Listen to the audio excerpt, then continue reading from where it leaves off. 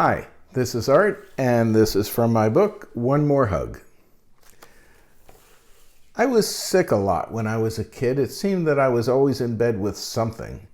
When I was 7 years old, the doctor concluded that my tonsils and adenoids were the problem, so he decided to put me in the hospital and yank them out.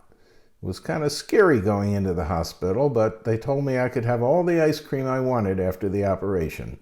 What a load of crap that is. Who can eat ice cream when their throat's on fire? And the night of the operation, Washington, D.C., where we lived, had the biggest hurricane in its history. That must have been sometime in 1954. Before I had my tonsils out, I was actually skinny. But after the operation, I got fat and have pretty much stayed that way ever since. While I was recovering from my bout with tonsillitis, my big sister Roberta taught me how to tell time, and my father gave me a watch. It wasn't just a little kid's watch either. It was one of his watches, a Bulova, and it had cost $100. Oh, in the 50s, that would be almost like giving a Rolex to a kid today.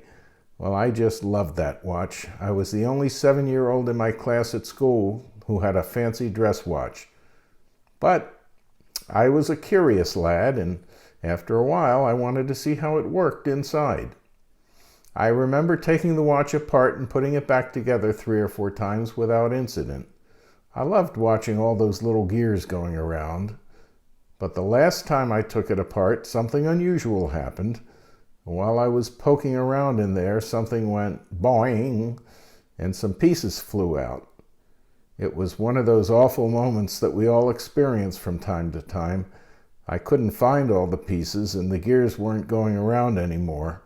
There was no way I was going to get that watch back together, even if I could have found all the pieces. Well, after several moments of pure terror, I closed the watch and put it on top of the highest cabinet in my room where no one would ever find it.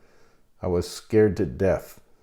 But as the day went on, no one seemed to notice that I wasn't wearing the watch. Until several days later on a Sunday afternoon, as I recall, I was playing in the living room. Daddy was watching the ball game on TV, and then it happened. Daddy said, "Hey, where's your watch?"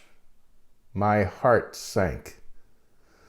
I said very matter-of-factly, "Oh, it's upstairs."